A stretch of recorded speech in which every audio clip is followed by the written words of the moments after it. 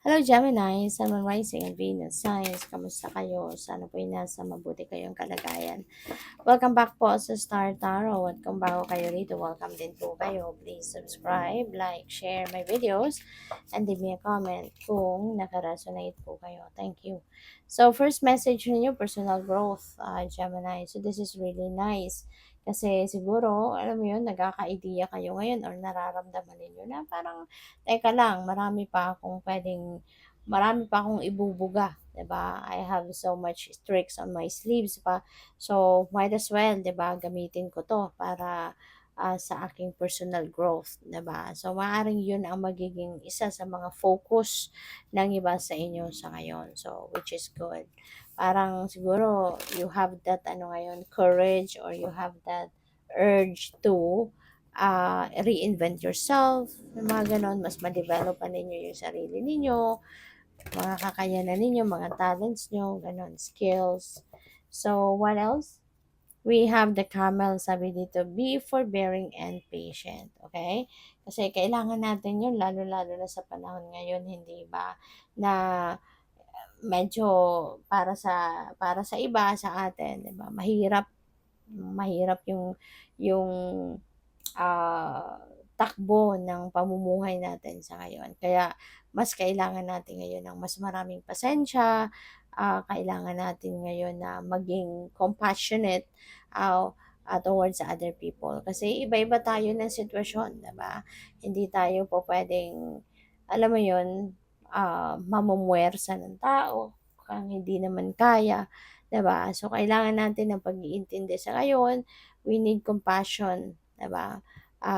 Kung meron man tayong nakikitang tao na nagigipit, 'di ba? So, kung meron kang puwedeng i-share, mag-share tayo, 'di ba? At saka hindi lang material na bagay 'no, ang pupuwede nating i-share or hindi lang material na bagay ang puwede nating ibigay. Yung pasensya, 'di ba? Pag-iintindi, yung understanding, consideration, 'di ba? Minsan, yun din ang kailangan nating gawin. So, by the way, maraming salamat no for subscribing, and if you haven't subscribed yet, subscribe na kayo. And also, maraming salamat din for not skipping the ads. Malaking bagay po yan sa akin. And also, please click the join button sa baba ng video kung gusto po ninyo na mag-join kayo sa membership. Salamat.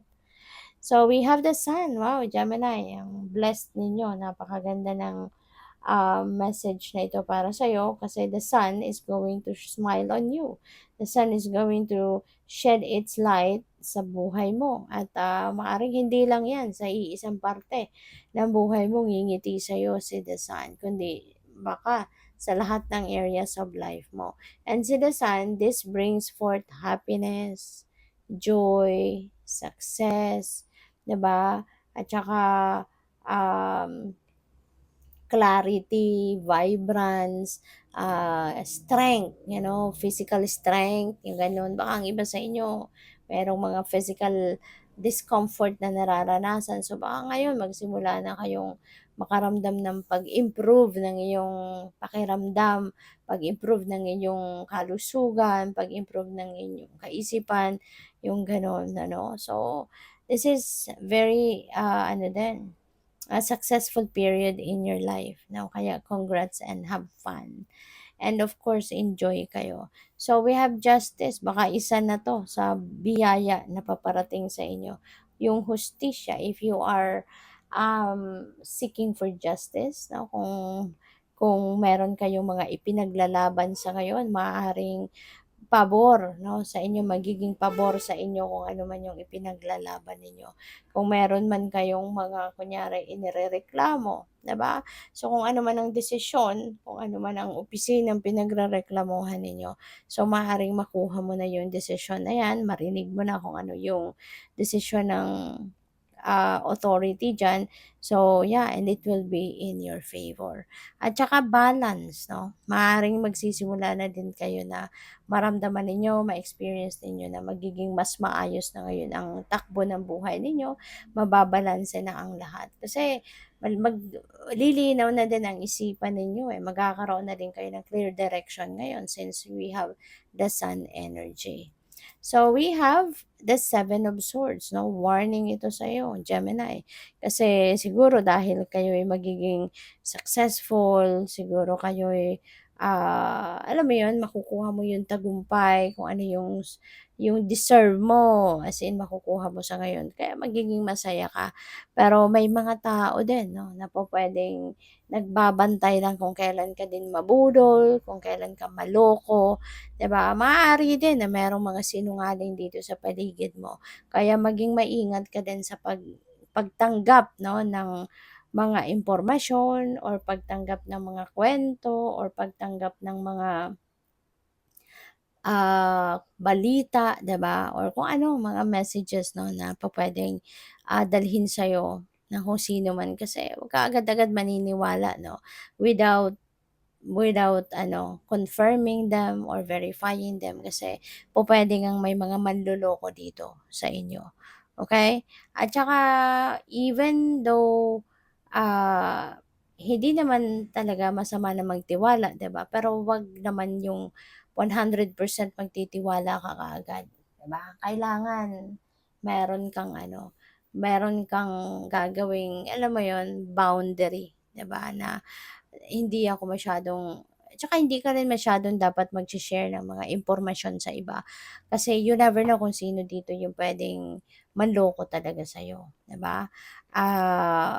Mga kunyari sa trabaho, 'di ba, strategy mo, plano mo, and even mga pangarap mo, 'no, huwag mong i-she-share na 'yan sa iba.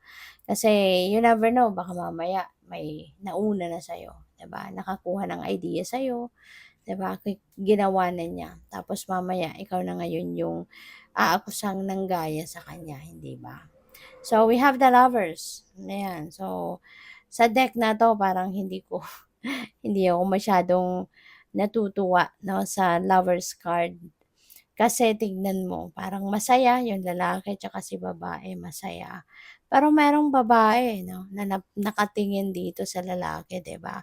Parang wisit, galit, 'no? Ang itsura niya parang may pinaplanong hindi maganda, hindi ba?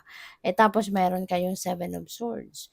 Kaya kung sino man sa inyo dito, yung babae or lalaki, 'di ba? Kung sino man kayo rito, sa lalaki merong galit na pupuwedeng nanay ito ng babae, maaaring hindi pabor sa lalaki yung nanay, 'di ba, puwedeng gano'n. Or pupuwedeng ex ito, ex-girlfriend niya, ex-jowa, ex-asawa. So, depende, 'no, sa inyong sitwasyon, na maaaring nakabantay pa rin lagi, 'no, maaaring nakabuntot pa rin lagi sa ex niya, yung gano'n, 'no. So, kaya mag-iingat kayo kung mayroong ganitong sitwasyon ng iba sa inyo, Gemini. Kasi collective reading ito, 'di ba? Hindi ito para sa lahat. Kaya may mga mensahe dito, may mga maririnig kayo na hindi sakto sa inyong sitwasyon, so don't take it. And kung nakaka-resonate kayo, no, sa message na 'to, then mag-iingat kayo, 'di ba? Kasi you never know kung sino dito yung puwedeng, alam mo yon, yung tulad nito na baka may hidden agenda 'to, baka merong iniisip na hindi maganda towards, 'di ba, sa'yo at sa person mo, yung gano'n. So, depende, 'no? Pero ayan, mas magandang nag-iingat at dapat may open communication talaga kayo with your person para magtutulungan kayong dalawa, 'di ba? Kung nasa relationship kayo, magtutulungan kayo na mas mapalakas, mapatibay ang inyong relasyon. Walang walang sekretuhan. 'No? So, kung walang sekretuhan, kung merong ganitong sitwasyon kayo, 'di ba? So, puwedeng pag-usapan, 'di ba? Anong gagawin ninyo diyan, 'di ba? Yung gano'n. So, yun. Page of Pentacles, ayan, this is good luck energy. May swerte kayo lalo-lalo na pagdating sa pera, pag-aaral, mga loans, property ninyo, na sale of property. Baka ang iba sa inyo nagbebenta ng property sa ngayon, maaari na yung property na yan, baka personal property ninyo, ibebenta ninyo, or baka meron kayong bibilhin bagong property, parang gano'n. Or kung hindi man, baka ang trabaho ninyo nasa realty business, no? So, kung gano'n man ang inyong sitwasyon, maaaring kayo ay, at kung kayo ay merong kliyente sa ngayon, 'di ba, na may binebenta kayong property, or kayo yung may bibilhin para sa client ninyo, eh, maganda 'no, magiging maganda ang resulta niyan 'no, sa ngayon. Kaya yeah, this is good luck energy. So may swerteng hatid, ang energy na 'to lalong-lalo na sa money, career, and finances. So with what else? Eight of Wands, ayan, good news coming your way. Baka yung mga magagandang balitang ito related dito sa kung ano yung kino-complain mo, ano yung inirereklamo mo, or ano yung ipinaglalaban mo, or pupuwedeng yung good news is related dito nga sa pera, 'di ba? Baka ang iba sa inyo meron loan din na in-apply. So baka a-approve na din yung loan mo, yung gano'n. Or yun nga, kung may bilihan dito, kung may sale of property dito, so pupuwedeng mabenta na talaga, or pupuwedeng makakabili ka na kung ikaw ang bumibili, 'no? So, may travel din dito 'no, for some of you Gemini. So, mag-iingat po kayo, have fun. Ano man ang rason ng iyong pagta-travel, sana ayan ay ma-accomplish talaga ninyo 'no. So, good luck. Thank you for watching. Love and light. Namaste.